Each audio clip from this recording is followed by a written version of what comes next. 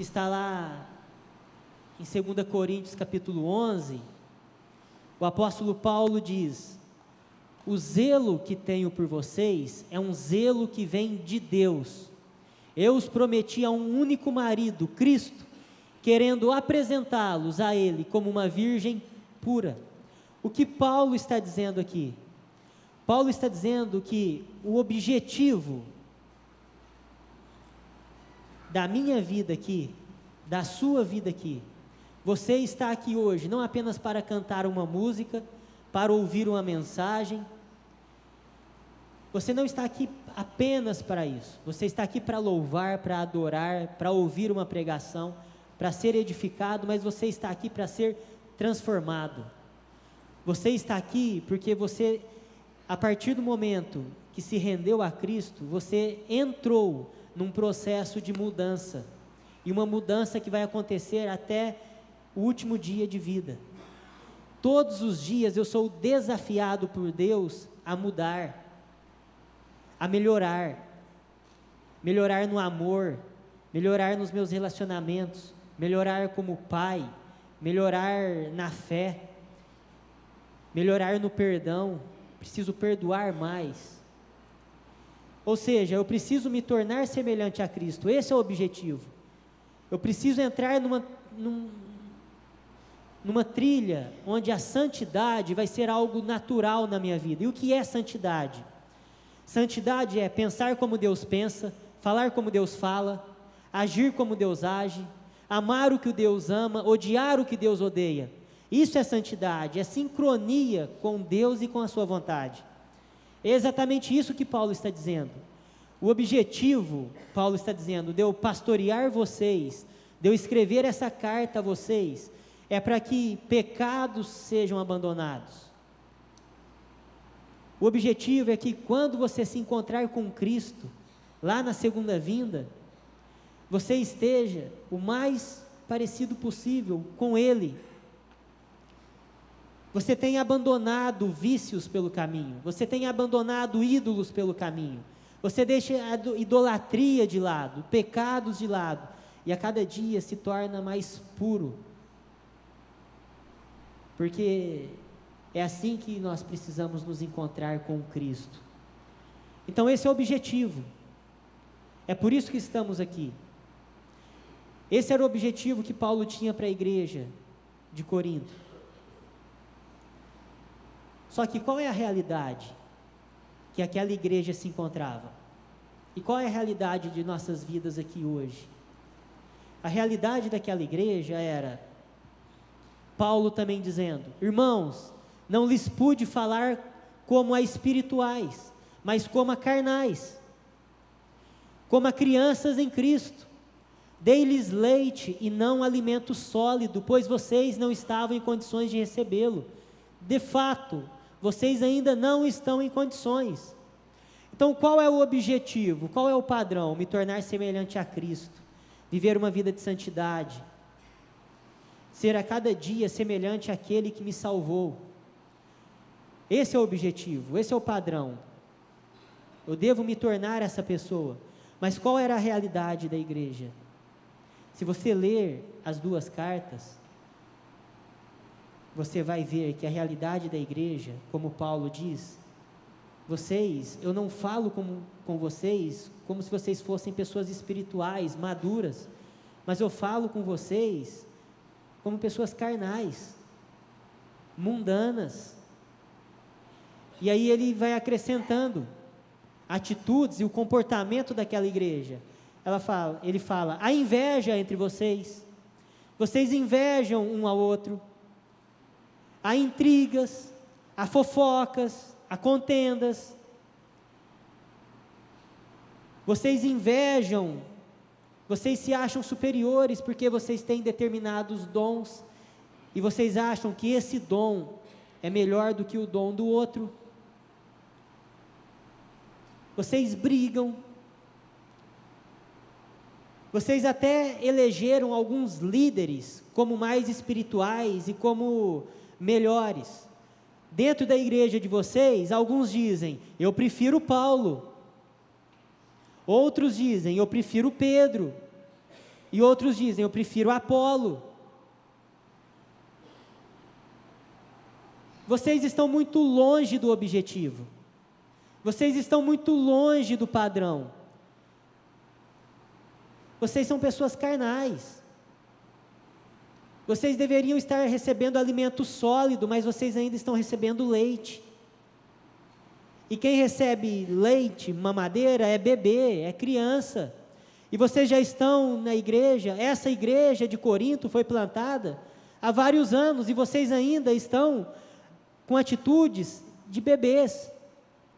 Vocês já deveriam ser adultos, comendo alimento sólido, com um comportamento totalmente diferente, maduros na fé, na caminhada, no comportamento.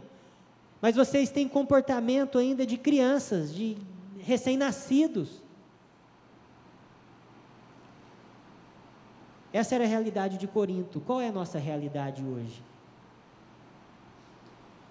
Muitas vezes nos achamos melhores, mas já parou para pensar que dentro da sua própria casa, a briga que você tem com a sua mulher, com o seu marido, não sai muito fora disso?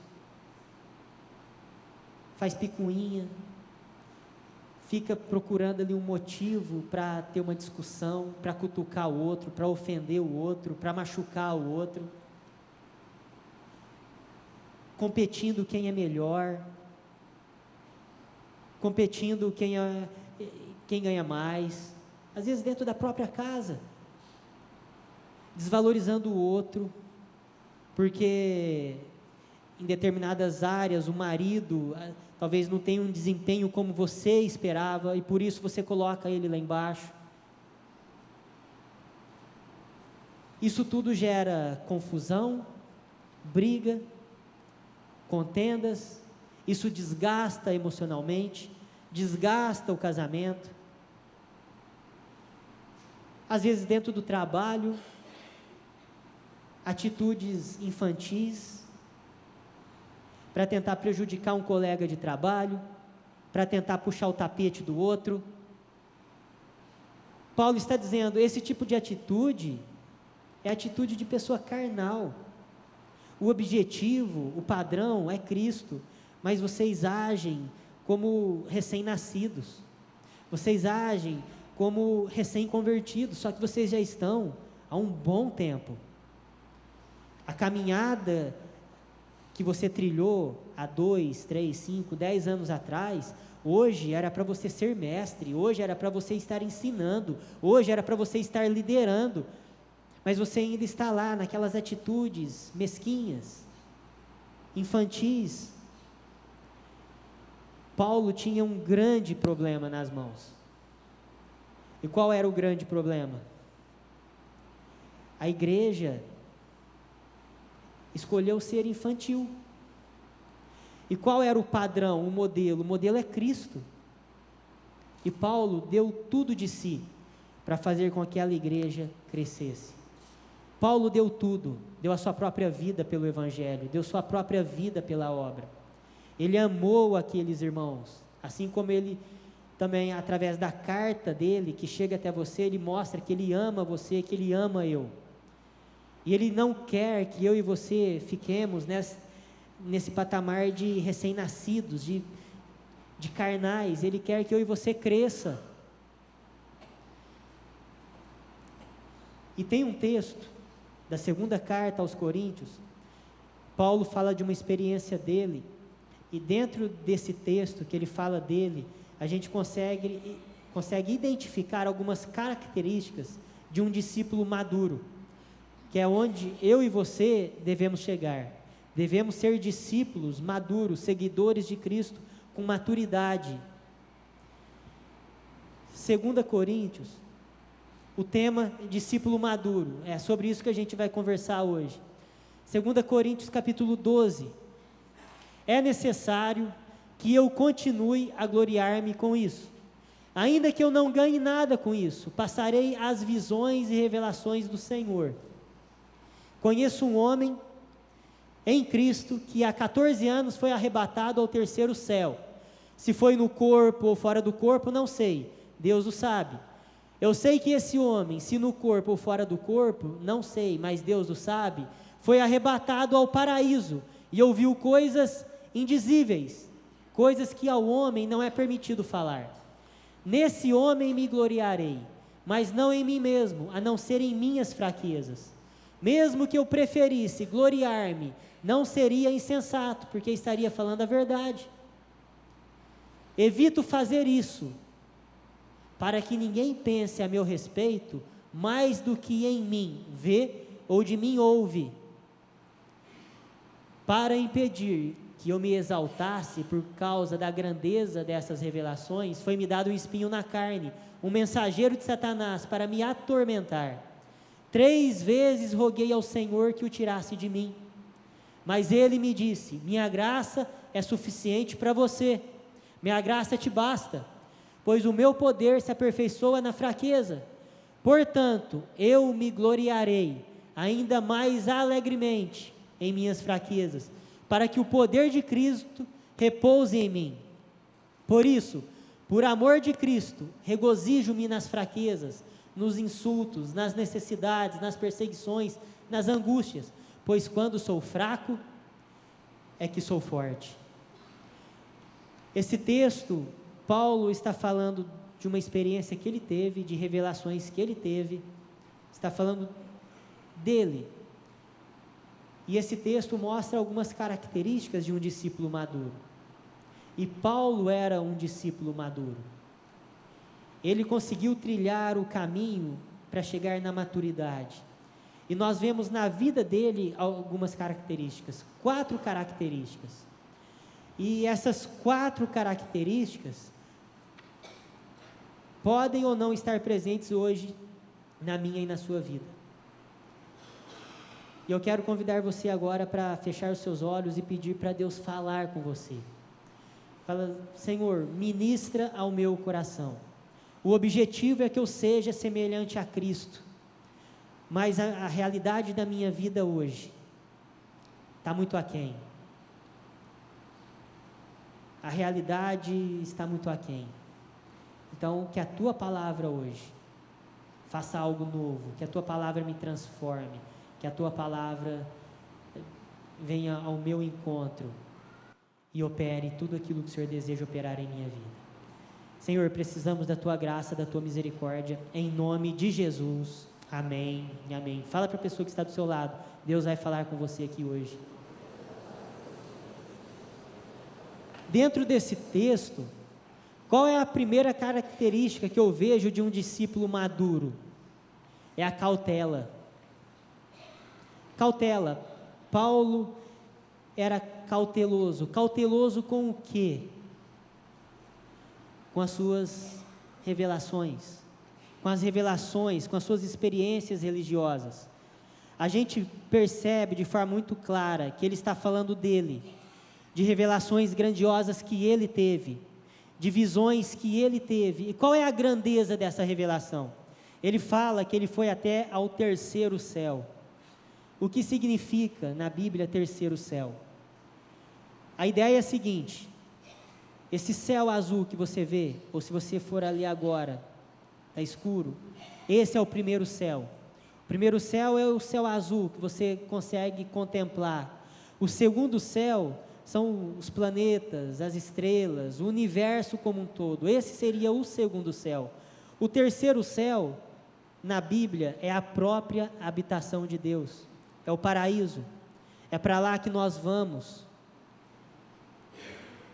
Então Paulo está dizendo: eu tive uma experiência tão profunda, tão intensa, que eu fui no próprio lugar que Deus habita. Eu estava lá no céu. É por isso que ele fala: se foi no corpo ou fora do corpo, eu não sei. A coisa foi tão grandiosa que eu não me atentei a isso, mas eu tive uma experiência tão grandiosa que eu fui em lugares que muitos gostariam de ir, mas não foi. Eu tive uma experiência tão intensa. Ele está falando: eu tive uma experiência fantástica. Só que ele tem cautela para não ficar falando isso à torto e direito. ele é cauteloso. Se você perceber, ele fala que há 14 anos ele teve essa revelação. E o texto dá a entender que ele não tinha falado sobre essa revelação para ninguém. Ele compartilha aqui com muita cautela. Por 14 anos ele guardou aquilo. Ele guardou para ele. Por quê? Porque ele não quer se exibir. Como ele mesmo fala no finalzinho. Ele fala, olha, eu não quero me apegar a isso. Eu não quero ficar falando isso. Eu não quero ficar pregando isso. Porque as pessoas vão olhar para mim e vão me colocar lá em cima. As pessoas vão me colocar como o grande Paulo, o todo-poderoso Paulo, o super apóstolo Paulo, aquele que tem as grandes visões, aquele que tem as grandes experiências religiosas. E a ideia de Paulo não é essa. A ideia de Paulo não é ser um superstar da fé. Aquele que tem o poder, aquele que tem as grandes revelações, aquele que ora e tudo acontece, aquele que fala e tudo acontece. Ele não quer ser essa pessoa.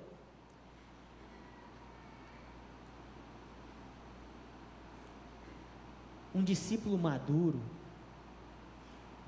não fica saindo por aí querendo se achar melhor por causa das suas experiências. Eu vi um anjo, eu fiz isso e aconteceu aquilo, eu orei aqui e aconteceu lá, porque isso não mostra se você é maduro ou não. Prova disso, o próprio Jesus falou.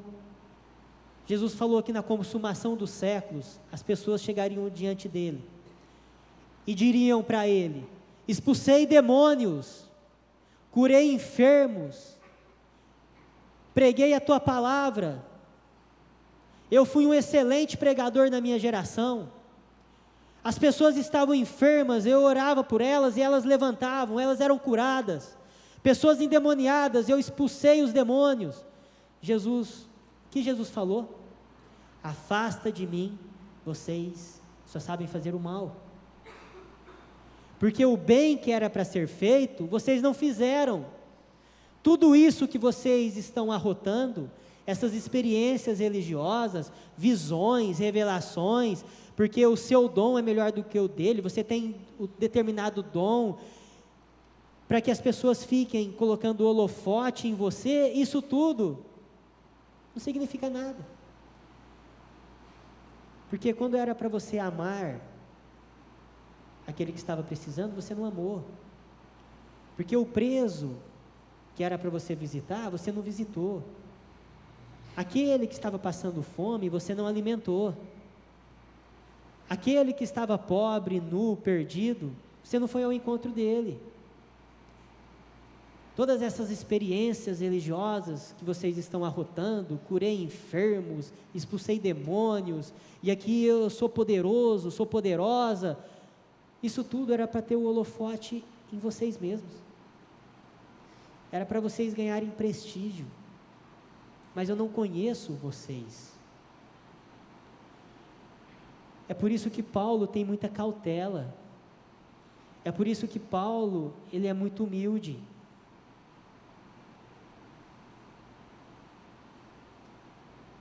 Uma coisa que a gente precisa tomar muito cuidado é com essa vanglória no meio evangélico, com essa soberba de alguns serem muito espirituais, de alguns que dizem: eu tenho poder, eu faço isso e aquilo. Isso não demonstra que você é um discípulo maduro. Não demonstra. Um segundo ponto de um discípulo maduro é que ele luta contra possíveis ídolos. Uma pessoa madura na fé, uma pessoa que está trilhando o caminho de Cristo, essa pessoa luta contra os seus próprios ídolos.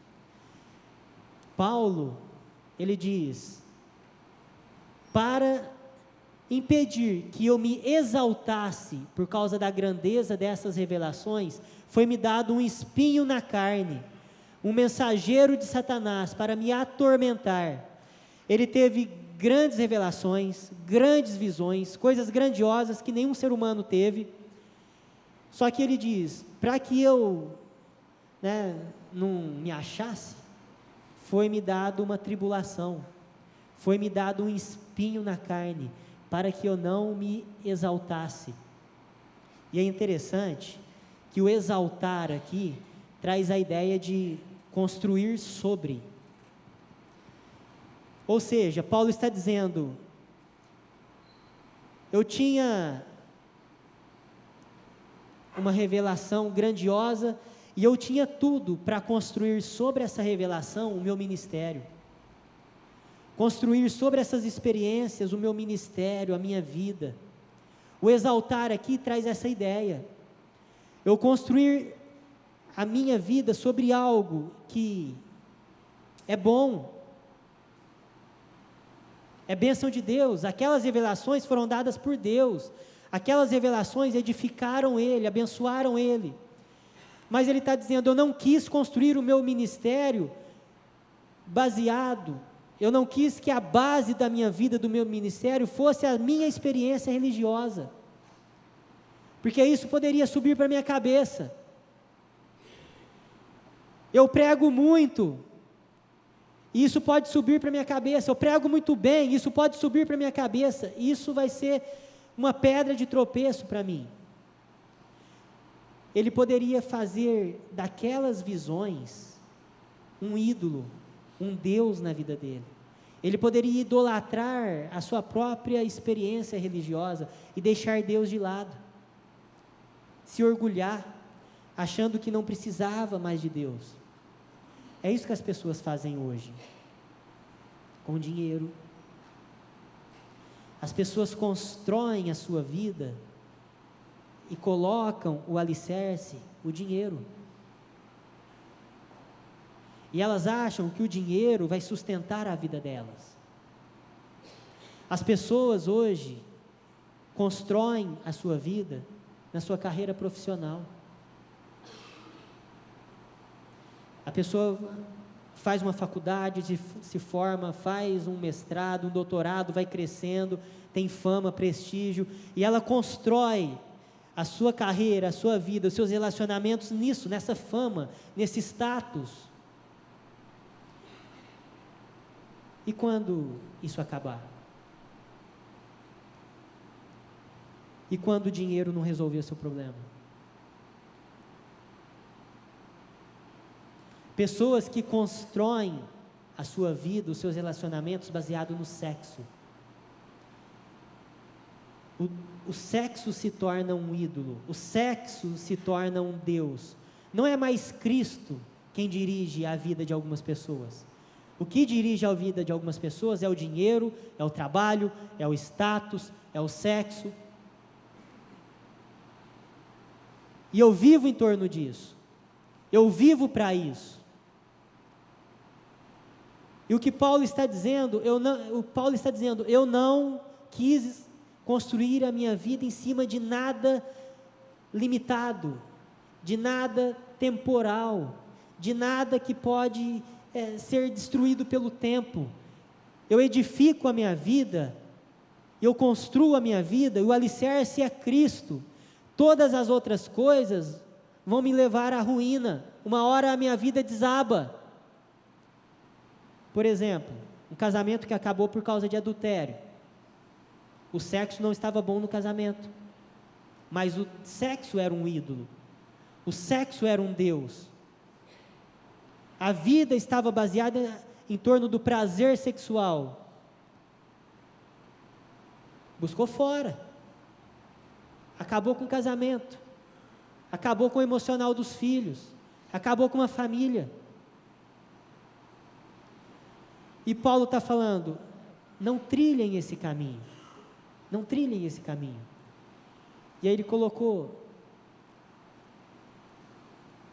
para que eu ficasse com o pezinho no chão, para que aquelas revelações grandiosas não subissem para a cabeça e eu construísse a minha vida em cima daquilo e essas revelações se transformassem num Deus, num ídolo para mim, foi-me dado um espinho na carne, um mensageiro de Satanás,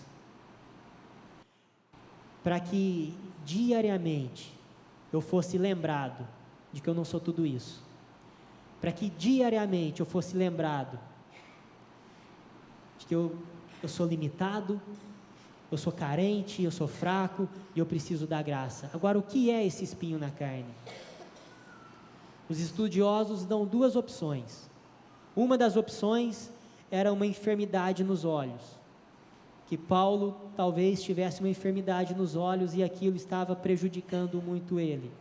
Uma outra opção que os estudiosos dão é que esse espinho na carne seria uma pessoa, porque se você ler a segunda carta aos Coríntios, você vai perceber que há um grupo denominado superapóstolos, que estavam fazendo de tudo para se infiltrar na igreja, e já estava até infiltrado na igreja, e eles estavam infiltrados na igreja para fazer fofoca contra Paulo, para rebaixar Paulo, para fazer a caveira de Paulo ali. E o espinho na carne, alguns dizem que poderia ser o líder desse grupo de superapóstolos, que estava ali infiltrado, e isso feria Paulo, machucava Paulo, estavam jogando contra Paulo. Ou seja, temos duas opções, a gente pode aplicar as duas na nossa vida.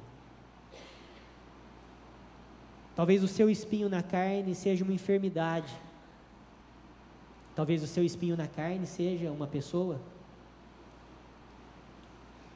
mas uma coisa é verdadeira, todos nós temos um espinho na carne. Deus vai colocar um espinho na carne na vida de cada um aqui. Não pense que você vai ser o único que não vai ter um espinho na carne. E esse espinho na carne, Deus coloca aí justamente para que a humildade não nos deixe, para que a dependência dEle continue sempre na nossa vida.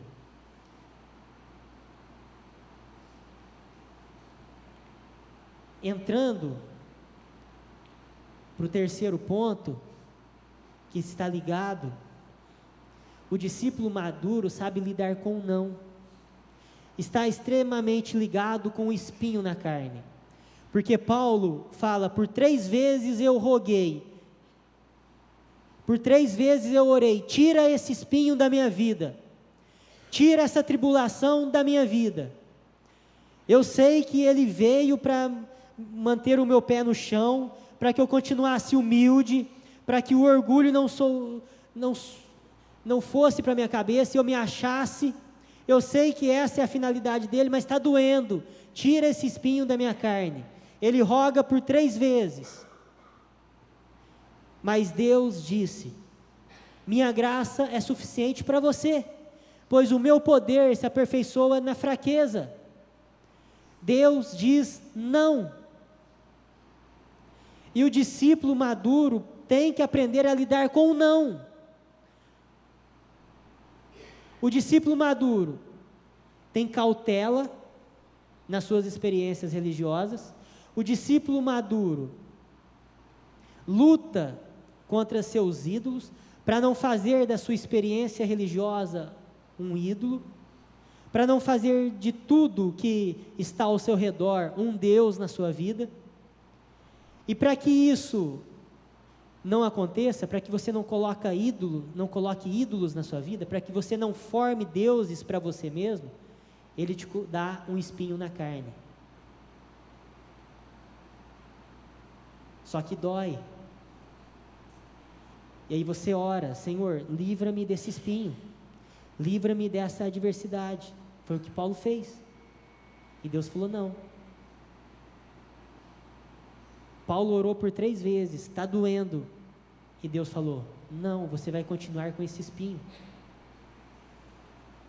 Sabe por que ele falou não?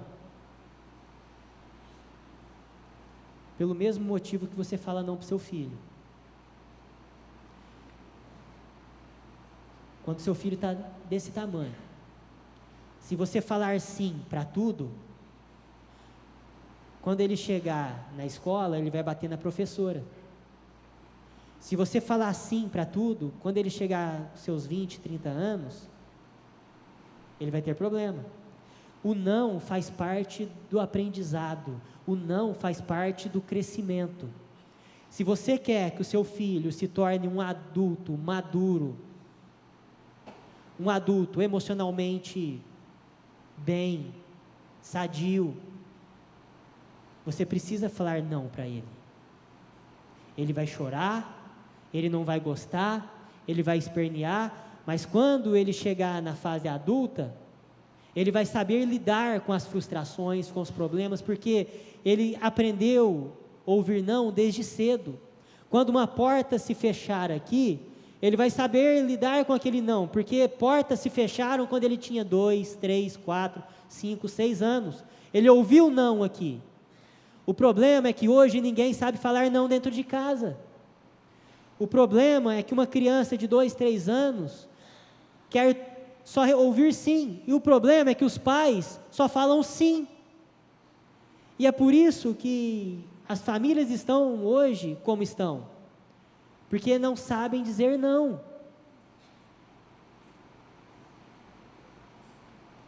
Graças a Deus que o nosso Pai é diferente. Para o nosso bem ele fala não. E se você está aqui achando que Deus vai só falar sim para você, você está enganado. Se você está aqui e não gosta de ouvir não, Deus vai falar não para você. Porque o não dele vai aperfeiçoar o seu caráter. O não dele vai aperfeiçoar a sua fé. O não dele vai aperfeiçoar a sua caminhada cristã. Em vários momentos ele vai falar não, Rodrigo. Ele vai falar não para você. E o interessante é que a palavra aperfeiçoar ali traz a ideia de levar ao objetivo. Ou seja, um projeto foi iniciado na sua vida e o aperfeiçoar mostra, aquele termo ali no grego, traz a ideia de levar até o fim, finalizar o que foi iniciado. Ele fala não, porque ele quer finalizar uma obra na sua vida. Ele fala não, porque ele quer que você cresça. Agora, se você tem problema com o não, você está no lugar errado. Se você só gosta de ouvir sim, você precisa, então, viver no mundo. Porque quando o seu casamento estiver com problema e você for recorrer a um amigo, a uma pessoa do mundo, o que ele vai falar? Sim. Você chega para ele e diz, olha, eu estou pensando em acabar com o meu casamento. O que eles vão falar? Sim. Quando você chegar lá fora para uma pessoa e falar, olha, eu estou cansado, eu quero me acabar no álcool, eu quero curtir a vida, eu quero fazer tudo o que eu mereço. O que as pessoas lá fora vão falar? Sim. Só que aqui dentro, o que Deus vai falar? Não. Sabe por que ele vai falar não? Porque ele vai falar, o divórcio não é a solução do seu casamento. É por isso que ele fala não. Quando você chega e coloca diante de Deus, Senhor, eu quero isso para a minha vida, um sonho, um projeto, ele fala não. Ele está trabalhando a sua paciência, ele está trabalhando a sua fé, ele está trabalhando a sua frustração, coisa que muitos não conseguem hoje. Muitos não conseguem lidar com a frustração, e Deus vai frustrar você. Jesus no Getsêmani, Senhor, afasta de mim esse cálice. Por 3 vezes ele orou, Afasta de mim esse cálice, mas não seja feito o que eu quero, mas o que tu queres.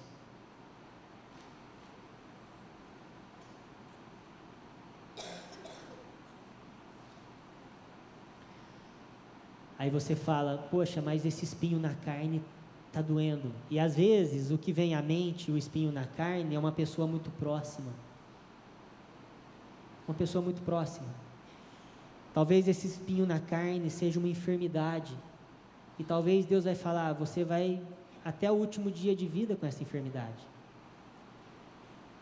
O espinho na carne é uma pessoa. Nossa, mas essa pessoa é difícil. Essa pessoa, é difícil de conviver com ela. E sabe por que Deus está falando não? Porque Ele quer ensinar a você a amar pessoas difíceis. Ele quer ensinar você a perdoar. Ele quer ensinar a você a demonstrar graça e misericórdia para quem não merece. Porque foi isso que Ele fez com você. Eu e você somos pessoas difíceis. Eu e você somos espinho.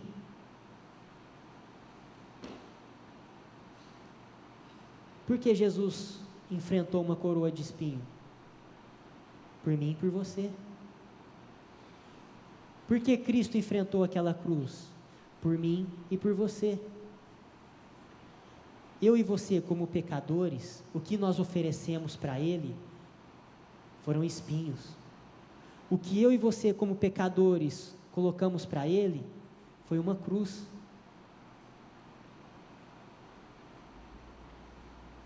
E se Ele coloca algumas pessoas difíceis, alguma tribulação na minha e na sua vida,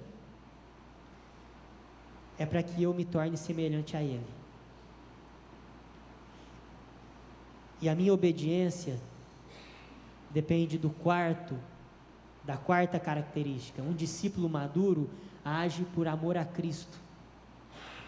É o amor a Cristo que leva eu a obedecer. Paulo dizendo, foi por amor de Cristo. Por isso, por amor de Cristo, regozijo-me nas fraquezas, nos insultos, nas necessidades, nas perseguições, nas angústias, pois quando sou fraco é que sou forte. O que faz ele obedecer, o que faz ele seguir adiante, não são as pessoas, não são as circunstâncias, mas é o próprio Cristo. Por que as pessoas saem da igreja? Porque se decepcionam com pessoas. Por que as pessoas abandonam seu casamento? Porque o cônjuge não merece mais o meu amor, não merece mais a minha dedicação. Por que eu desisto da fé? Porque Deus falou não.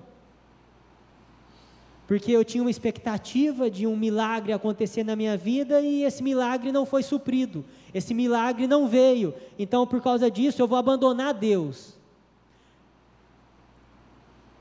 Quando as pessoas colocam a sua obediência ligada a coisas, a pessoas, a circunstâncias, a milagres, logo, logo elas se decepcionam. É aquela parábola que Jesus contou. Algumas sementes caíram à beira do caminho, outras num terreno pedregoso, outras no meio dos espinhos.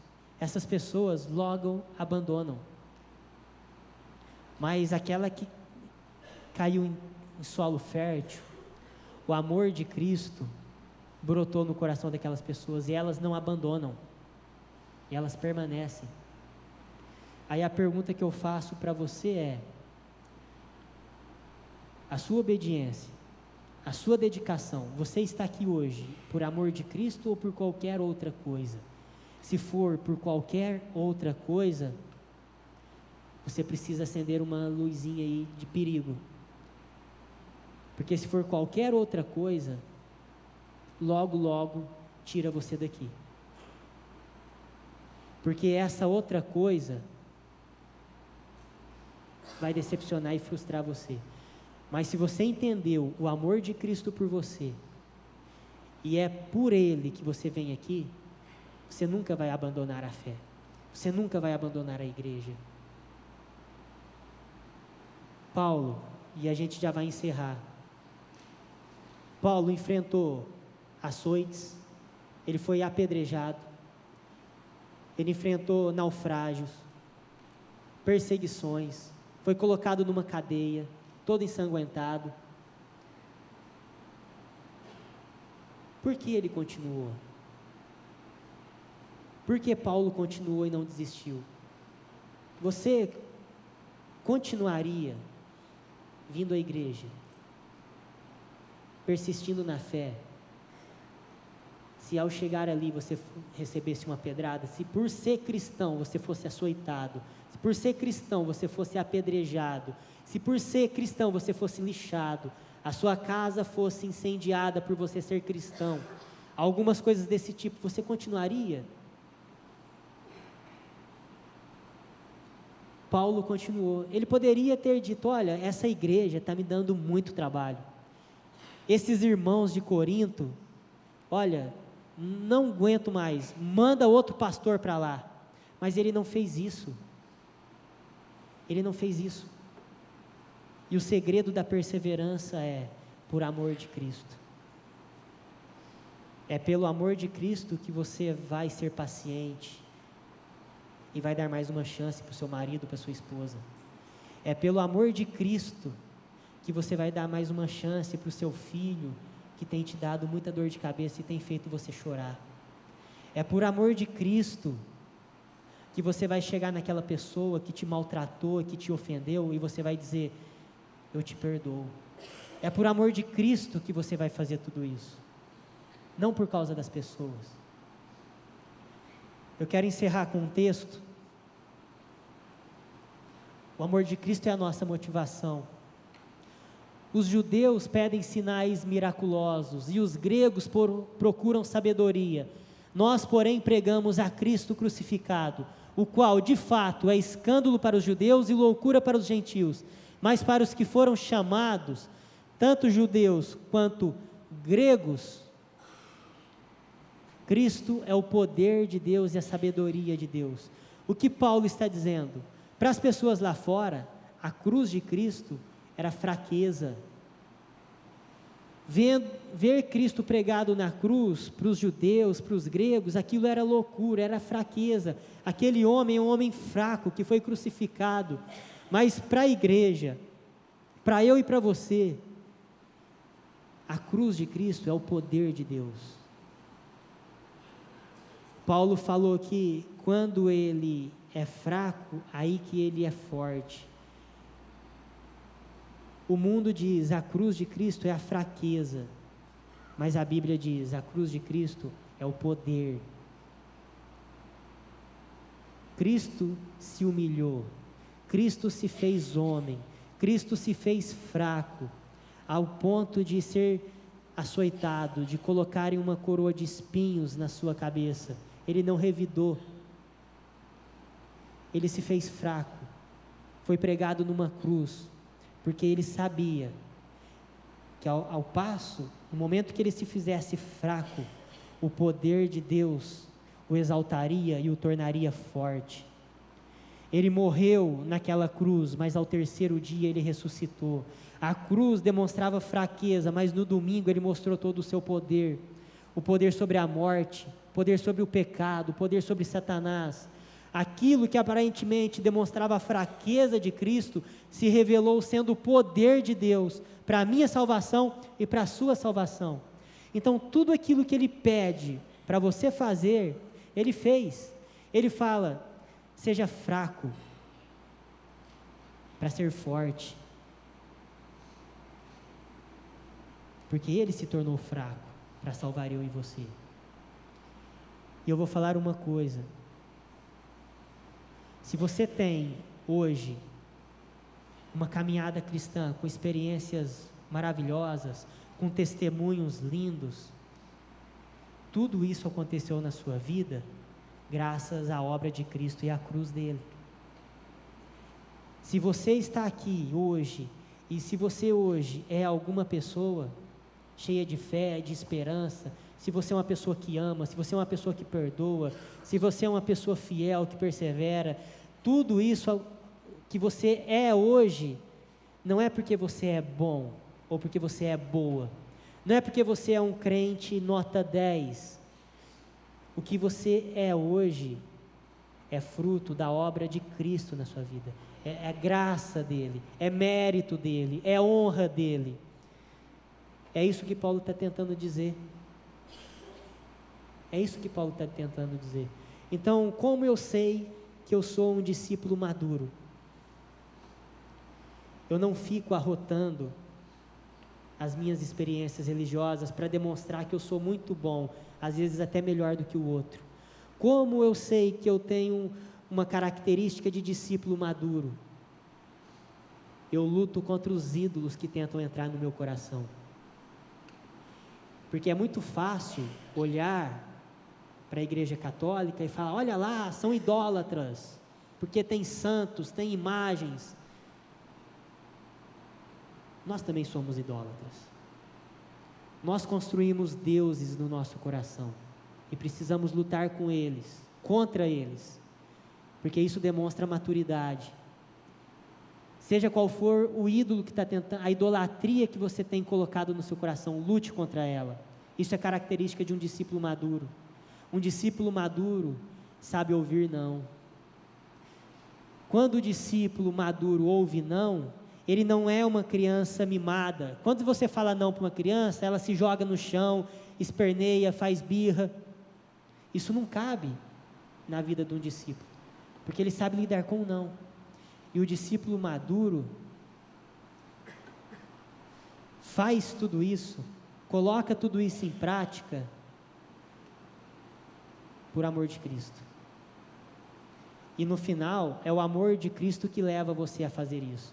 Se é o amor de Cristo que leva você a fazer isso, toda honra e toda glória é a Ele.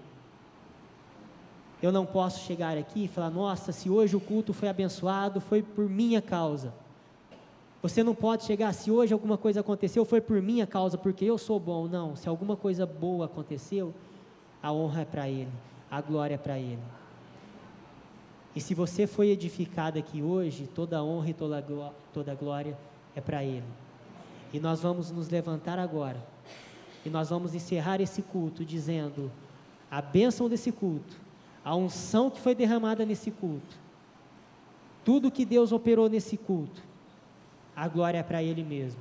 E nós vamos encerrar dizendo, toda honra e toda glória merece ao Senhor. Porque nós não tínhamos a capacidade de produzir bênçãos, nós não temos a capacidade de derramar a unção, nós não temos a capacidade de fazer milagres acontecerem. Só Ele pode. Então eu convido você a encerrar esse culto. Se você foi abençoado, se você foi edificado, se você vai sair daqui diferente, você vai dizer a Ele, toda a honra é sua, toda a glória é sua, Senhor. Participe dos nossos cultos na Avenida Sacadura Cabral, 1354, entre as ruas 32 e 34, no bairro Aeroporto. Nosso telefone 17 3323 4766. Acesse www.segundaipb.com.br. Deus abençoe.